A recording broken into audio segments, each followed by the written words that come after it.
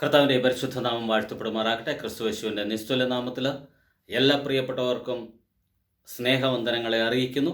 വീണ്ടും ഒരു പ്രാവശ്യം കൂടെ നമുക്കൊന്നിച്ച് ദൈവത്തെ മഹത്വപ്പെടുത്തുവാൻ തക്കോണം ദൈവം ഒരുക്കി തന്ന നല്ല സാവകാശത്തിനായിട്ട് ദൈവത്തെ സ്തുതിക്കുന്നു.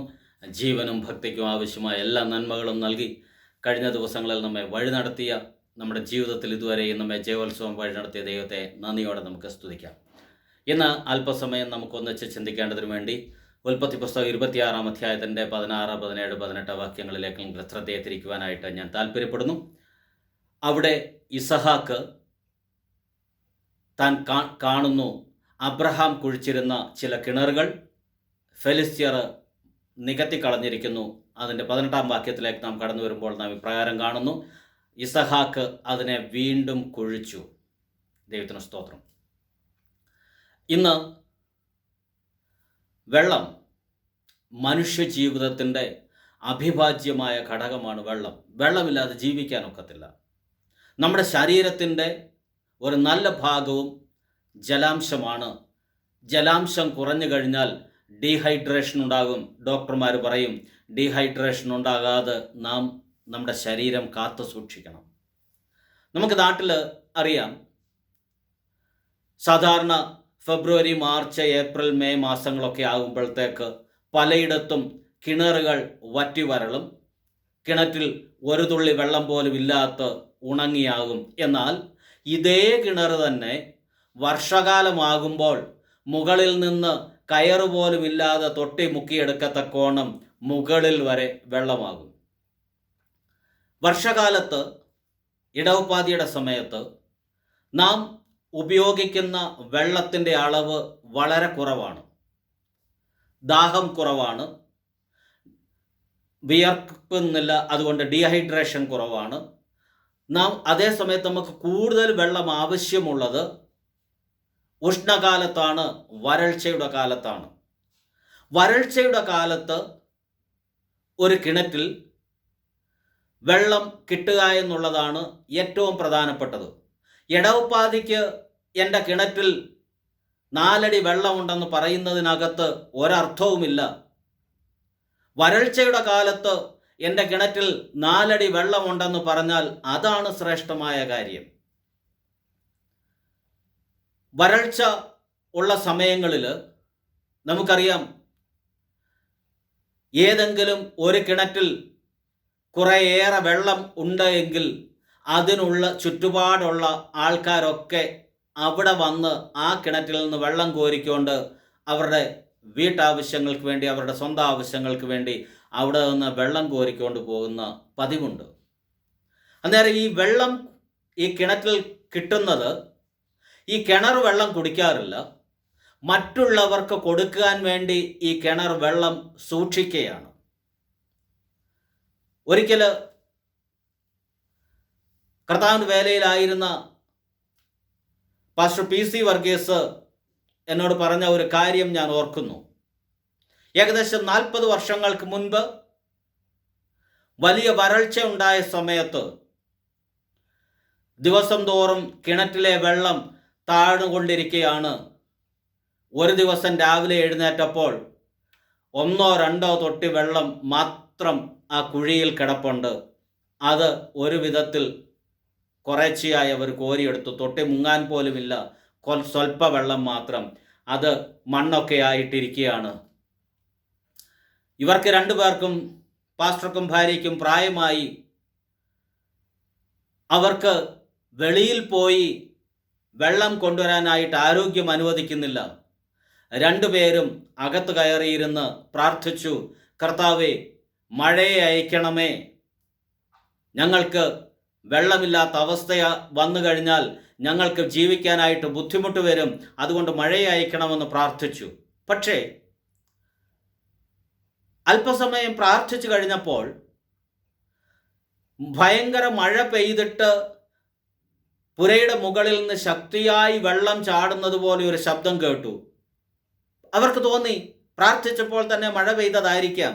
വന്നു നോക്കിയപ്പോൾ മഴ പെയ്യുന്നില്ല. പക്ഷേ വെള്ളം ചാടുന്ന ശബ്ദം വീണ്ടും അവർക്ക് കേൾക്കാം.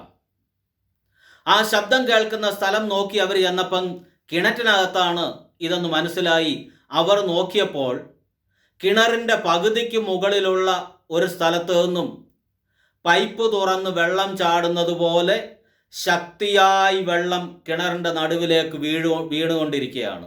ആ കിണർ കുഴിച്ചിട്ട് അനേക വർഷങ്ങളായതാണ്.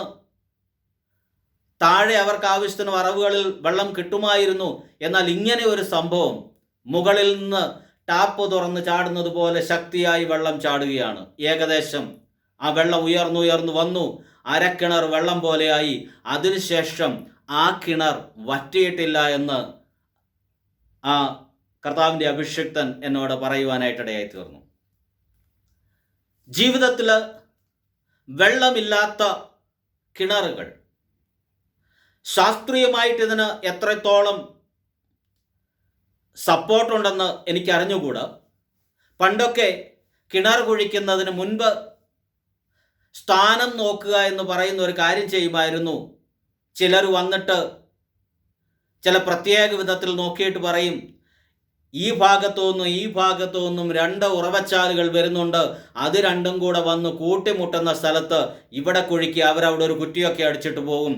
അവിടെ വട്ടം അവർ കിണർ കുഴിക്കാനായിട്ടുള്ള ആളിനെ വിളിച്ച് കിണർ കുഴിക്കും. അത് താഴേക്ക് ചെല്ലുമ്പോൾ ധാരാളം വെള്ളം.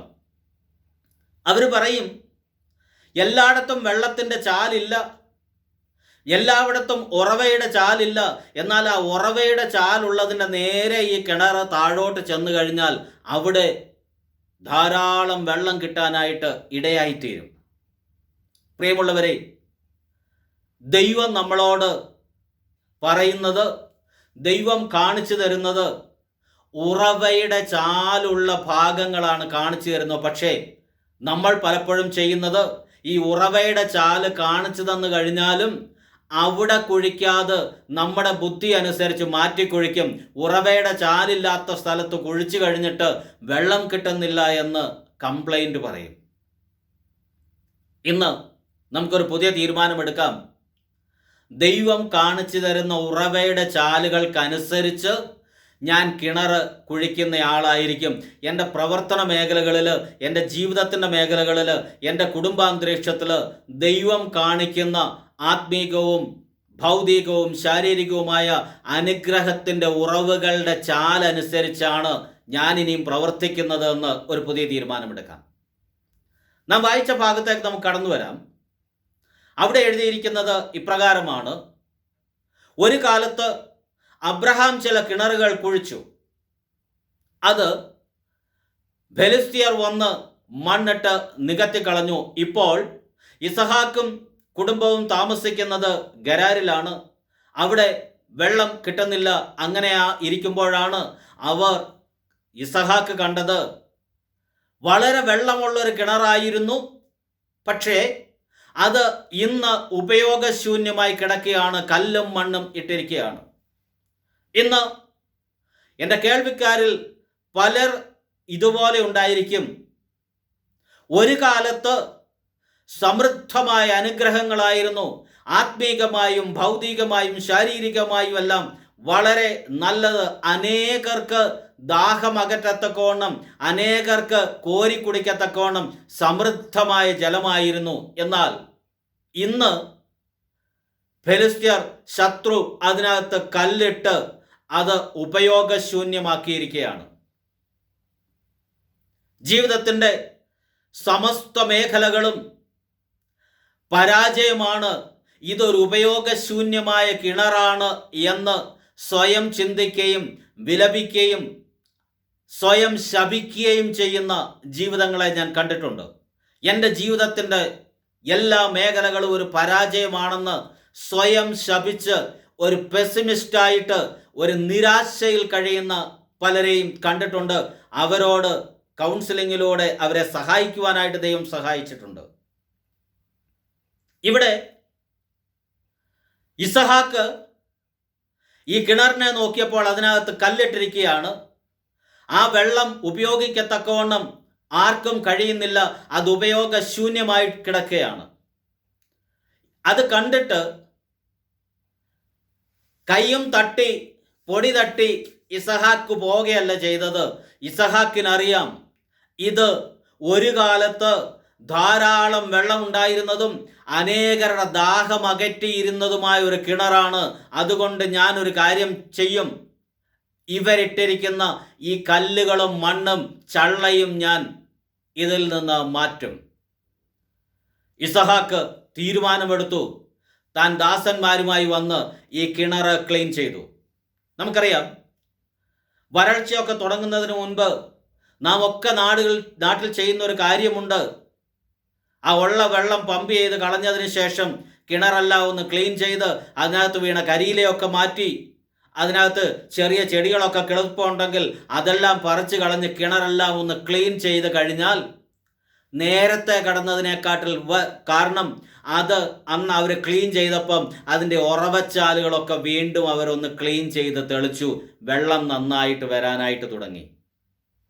ജീവിതത്തിൻ്റെ മേഖലകളിൽ ഉറവച്ചാലുകൾ ഇന്ന് ജീവിതത്തിൻ്റെ മറ്റ് വിഷയങ്ങളുമായി ബന്ധപ്പെട്ട് അടഞ്ഞ് വെള്ളം ജീവിതത്തിലേക്ക് കടന്നു വരാതെ, അനുഗ്രഹം ജീവിതത്തിലേക്ക് കടന്നു വരാതെ, ആത്മീക സന്തോഷം ജീവിതത്തിലേക്ക് കടന്നു വരാതെ ആയിരിക്കുന്നുവെങ്കിൽ ഇസഹാക്ക് എടുത്തതുപോലെ ഒരു പുതിയ തീരുമാനമെടുക്കാം. ഈ വീണ് കിടക്കുന്ന കല്ലും ചള്ളയും ഞാനൊന്ന് പറക്കി മാറ്റും. ഇത് മാറ്റിക്കഴിഞ്ഞാൽ പഴയതുപോലെ ധാരാളം വെള്ളം. ഇസഹാക്ക് ഈ കല്ലും മണ്ണും അവിടുന്ന് മാറ്റി. അബ്രഹാം നേരത്തെ അതിനിട്ടിരുന്ന അതേ പേര് തന്നെ ഇട്ടു. ഇന്ന് രണ്ടാമത് അത് ക്ലീൻ ചെയ്ത് കഴിഞ്ഞപ്പോൾ അവിടെയുള്ളവർക്കും ആ ചുറ്റുപാടിലുള്ളവർക്കും എല്ലാം കുടിക്കത്തക്കവണ്ണം ധാരാളം വെള്ളം ആ പഴയ കിണറ്റിൽ. ഇന്ന് എത്ര പേർക്ക് ആഗ്രഹമുണ്ട്? കഴിഞ്ഞ കാലങ്ങളിൽ അനേകർ നന്മ അനുഭവിച്ചതാണ് നിങ്ങളിൽ കൂടെ, അനേകർ അനുഗ്രഹം പ്രാപിച്ചതാണ് നിങ്ങളിൽ കൂടെ, അനേകർ ദാഹം അകറ്റിയതാണ് നിങ്ങളിൽ കൂടെ. കർത്താവേ, എന്നാൽ ഇന്ന് ഫെലിസ്ത്യർ കല്ലിട്ട് ഈ അനുഗ്രഹങ്ങളൊക്കെ അടഞ്ഞ അവസ്ഥയിലാണ് ആയിരിക്കുന്നത്. ശരീരത്തിന് ആരോഗ്യമുണ്ടായിരുന്നു, ശത്രു രോഗമിട്ട് ആരോഗ്യത്തെ ഹനിച്ചു കളഞ്ഞു. ഇന്ന് ആ കല്ല് ഇരിക്കുന്നത് കൊണ്ട് ആരോഗ്യമില്ല. കുടുംബത്തിൽ സമാധാനം ഉണ്ടായിരുന്നു, ശത്രു കല്ലുകൊണ്ടിട്ടു, കുടുംബത്തിലെ സമാധാനം നഷ്ടപ്പെട്ടു. ഇടപെടുന്ന രംഗങ്ങളിലൊക്കെ പലരും പറയുമായിരുന്നു, ഇവൻ സമൂഹത്തിനൊരു അനുഗ്രഹമാണ്, ഇവൻ ദേശത്തിനൊരു അനുഗ്രഹമാണെന്ന് പറയുമായിരുന്നു. ശത്രു കല്ലുകൊണ്ടിട്ടു, ഉറവുകളൊക്കെ അടച്ചു. ഇന്ന് ആർക്കും ഒരു ഉപകാരവുമില്ലാത്ത അവസ്ഥ. ഒരു ഉണങ്ങിയ വൃക്ഷം പോലെ, ഫലമില്ലാത്ത വൃക്ഷം പോലെ, വെള്ളമില്ലാത്ത കിണർ പോലെ ആയിരിക്കുന്ന ജീവിതങ്ങൾ ഇന്ന് ദൈവസേനയിൽ ഏൽപ്പിച്ചു കൊടുക്കുക. ശത്രു ഇട്ടിരിക്കുന്ന കല്ല് പറക്കി മാറ്റാനായിട്ട്. രണ്ട് കാര്യങ്ങൾ അവിടെ നിന്ന് ഞാൻ ഓർപ്പിക്കട്ടെ. ശത്രു കല്ലുകൊണ്ടിടുമ്പോൾ ചെറിയ കല്ലുകൾ കാണും, വലിയ കല്ലുകൾ കാണും. ചെറിയ കല്ലുകൾ നമുക്ക് തന്നെ പറക്കി മാറ്റാവുന്ന കല്ലുകളുണ്ട്, അത് നമ്മൾ തന്നെ പറക്കി മാറ്റണം. വലിയ കല്ലുകൾ ഒരു പക്ഷേ നമ്മുടെ ആരോഗ്യത്തെക്കാൾ വലിയ കല്ലുകളായിരിക്കാം, നമുക്ക് പറക്കി മാറ്റാനായിട്ട് കഴിഞ്ഞില്ല എന്ന് വന്നേക്കാം. ദൈവത്തോട് പറയുക, ദൈവത്തിൻ്റെ കരം ബലമുള്ളതാണ്, അവൻ്റെ വലങ്കൈ വീര്യം പ്രവർത്തിക്കുന്നു, അവൻ്റെ വലങ്കൈ ഉന്നതമായിരിക്കുന്നു. ദൈവത്തിൻ്റെ കരം ബലമുള്ളതാണ്. ഇന്ന് ദൈവത്തോട് പറയുക, കർത്താവേ, ഞാൻ ശ്രമിച്ചിട്ട് ഈ അനുഗ്രഹത്തിന് തടസ്സമായിട്ട് ഈ അനുഗ്രഹത്തെ ഹനിച്ചുകൊണ്ടിരിക്കുന്ന ഈ കല്ല് മാറ്റാനായിട്ട് കഴിയുന്നില്ല, അത് അവിടുന്ന് ഒന്ന് മാറ്റിത്തരണമേ എന്ന്. യേശുക്രിസ്തുവിൻ്റെ ഉയർപ്പിനോടുള്ള ബന്ധത്തിൽ നാം നോക്കുമ്പോൾ വളരെ വലിയ കല്ലറയുടെ വാതിക്കൽ ഉണ്ടായിരുന്നെങ്കിലും ദൈവം ദൂതനെ അയച്ച് ആ കല്ലുരുട്ടി മാറ്റി. വീണ്ടും ആ കല്ല് ആരും തിരിച്ച് ഉരുട്ടി വയ്ക്കാതിരിക്കേണ്ടതിന് വേണ്ടി ദൂതനെ അവിടെ കാവലിരുത്തി. ശിഷ്യന്മാരും സഹോദരിമാരും ചെല്ലുമ്പോൾ നാം അതാണ് കാണുന്നത്. ദൂതൻ അതിന്മേൽ കാവലിരിക്കുകയാണ്. എന്തിനാണെന്നറിയാമോ? ഉരുട്ടി മാറ്റിയ അടഞ്ഞിരിക്കുന്ന ചിലത് തുറന്നു വെച്ചത് തിരിച്ചടയ്ക്കാതിരിക്കാൻ വേണ്ടി കാവലിരിക്കുകയാണ്.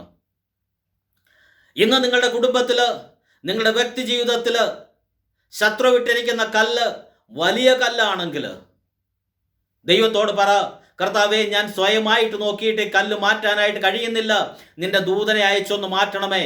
മാറ്റിവെക്കുക മാത്രമല്ല, ഭാവിയിൽ അത് തിരിച്ച് ഇട്ട് അനുഗ്രഹങ്ങളെ തടയാതെ വണ്ണം, ആത്മീക നന്മകളെ തടയാതെ വണ്ണം അതിന്മേൽ ദൈവം ദൂതനെ കാവലാക്കും. എത്ര പേരെന്ന് വിശ്വസിക്കുന്നുണ്ട്? എൻ്റെ ജീവിതത്തിൻ്റെ അനുഗ്രഹങ്ങളെ തടയുന്ന, ആത്മീക നന്മകളെ തടയുന്ന, കുടുംബത്തിൻ്റെ സമാധാനത്തെ നഷ്ടപ്പെടുത്തുന്ന, തലമുറകൾക്ക് വിരോധമായി പോരാടുന്ന ശത്രു ഇട്ടിരിക്കുന്ന കല്ലുകൾ ഇന്ന് പറക്കി മാറ്റി അനേകർക്ക് ആശ്വാസം നൽകുന്ന അനേകർക്ക് ദാഹമകറ്റുന്ന ഒരു കിണറായിട്ട് എന്നെ മാറ്റണമെന്ന് എത്ര പേര് ആഗ്രഹിക്കുന്നുണ്ട്? പണ്ടത്തെ അനുഭവത്തിനു വേണ്ടി ഇയ്യോബ് ദാഹിച്ചു. ഇയ്യോബ് ദൈവത്തോട് പ്രാർത്ഥിച്ചു, എനിക്ക് പണ്ടത്തെ പോലെയുള്ള നാളുകളെ ഒന്ന് തിരിച്ചു തരണം. അതിനുവേണ്ടി ഇസഹാക്ക് പ്രവർത്തിച്ചു. അവൻ കല്ലുകൾ പറക്കി മാറ്റി അതിലിട്ടിരുന്ന മണ്ണ് അവൻ കോരിക്കളഞ്ഞു. ഇന്ന് എത്ര പേർക്ക് ആഗ്രഹമുണ്ട്? എത്ര പേര് ഒരു ചുവട് മുൻപോട്ട് വയ്ക്കാനായിട്ട് തയ്യാറാകുന്നുണ്ട്? ശത്രു വിട്ട ചില അനുഗ്രഹത്തിന് തടസ്സമായിട്ടുള്ള വിഷയങ്ങളെ മാറ്റുവാനായിട്ട് ഞാൻ ഇന്ന് ഒരു ചുവട് മുൻപോട്ട് വെക്കുന്നത്, പ്രാർത്ഥനയിൽ ഒരു ചുവട് മുൻപോട്ട് വയ്ക്കേണ്ടതായി വരാം, വിശുദ്ധ ജീവിതത്തിൽ ഒരു ചുവട് മുൻപോട്ട് വയ്ക്കേണ്ടതായിട്ട് വരാം, നമ്മുടെ ചിന്താഗതികൾ, നമ്മുടെ ആറ്റിറ്റ്യൂഡിൽ ഒരു ചുവട് മുൻപോട്ട് വയ്ക്കേണ്ടതായിട്ട് വരാം. എത്ര പേര് ഇന്ന് ഈ ഒരു ചുവട് മുൻപോട്ട് വയ്ക്കാനായിട്ട് തയ്യാറാകുന്നുണ്ട്? ശത്രു വിട്ടിരിക്കുന്ന കല്ലുകൾ മാറ്റി അനുഗ്രഹത്തിൻ്റെ ജലത്തിൻ്റെ സ്രോതസ് ഉയരുവാനായിട്ടിടയായി തീരട്ടെ. ഉറവുകളെ അടച്ചു വച്ചിരിക്കുന്ന, നന്മകളെ തടസ്സപ്പെടുത്തിക്കൊണ്ടിരിക്കുന്ന, അനുഗ്രഹങ്ങളെ തടസ്സപ്പെടുത്തിക്കൊണ്ടിരിക്കുന്ന കല്ലും മണ്ണും ഒക്കെ മാറി ഒരനുഗ്രഹിക്കപ്പെട്ട കിണറായി നിങ്ങളുടെ ജീവിതം മാറുവാൻ തക്കോണം ദൈവസന്നിധിയിലേക്ക് ഏൽപ്പിച്ചു കൊടുക്കുക. അങ്ങനെ ആഗ്രഹിക്കുന്നവർ കണ്ണുകളെ അടയ്ക്കാം. നമുക്ക് ഒരുമിച്ച് പ്രാർത്ഥിക്കാം.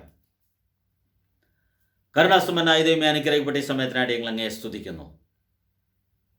ഒരു കാലത്ത് വെള്ളമുണ്ടായിരുന്നതും ഇന്ന് ഫെലിസ്ത്യർ നികത്തിക്കളഞ്ഞതുമായ ആ കിണർ, അതിലെ മാലിന്യങ്ങളെ മാറ്റി ഉറവ് ചാലുകളെ തെളിച്ച് വീണ്ടും ജലമുള്ളൊരു കിണറായി മാറുവാൻ തക്കോണം ഇസഹാക്ക് ഉത്സാഹിച്ചതുപോലെ ഇന്ന് തീരുമാനമെടുത്ത ജീവിതങ്ങൾക്ക് വേണ്ടി, അതിനുവേണ്ടി ആഗ്രഹിക്കുന്ന ജീവിതങ്ങൾക്ക് വേണ്ടി അടിയങ്ങൾ പ്രാർത്ഥിക്കുന്നു. അവർ സ്വയമേ മാറ്റേണ്ടിയ കല്ല്, സ്വയമേ മാറ്റേണ്ടിയ മണ്ണ് ഇന്ന് പകൽക്കാലം ഇന്ന് മാറ്റുവാൻ തക്കോണം അവരെ സഹായിക്കുമാറാകണമേ. വലിയ കല്ലുകൾ അവിടുത്തെ ദൂതനെ അയച്ചു മാറ്റി ഉറവുകളെ തടസ്സപ്പെടുത്തിക്കൊണ്ടിരിക്കുന്ന, സ്രോതസ്സുകളെ തടസ്സപ്പെടുത്തിക്കൊണ്ടിരിക്കുന്ന ദുഷ്ടന്റെ പോരുകളിൽ നിന്ന് അവിടുന്ന് വിടുവിക്കുമാറാകണമെന്ന് അങ്ങോട്ട് പ്രാർത്ഥിക്കുന്നു. അവരുടെ പ്രാർത്ഥനാ മേഖലകളിൽ അവിടുത്തെ ദൂതനെ അയച്ച് ഇന്ന് അത്ഭുതം പ്രവർത്തിക്കുമാറാകണമേ. പ്രാർത്ഥന കേട്ടോൺ സ്തുതിക്കുന്നു യേശു ക്രിസ്തുവിൻ ധന്യനാമത്തിൽ തന്നെ. ആമേൻ. ദൈവം എല്ലാവരെയും ധാരാളമായി അനുഗ്രഹിക്കുമാറാകട്ടെ.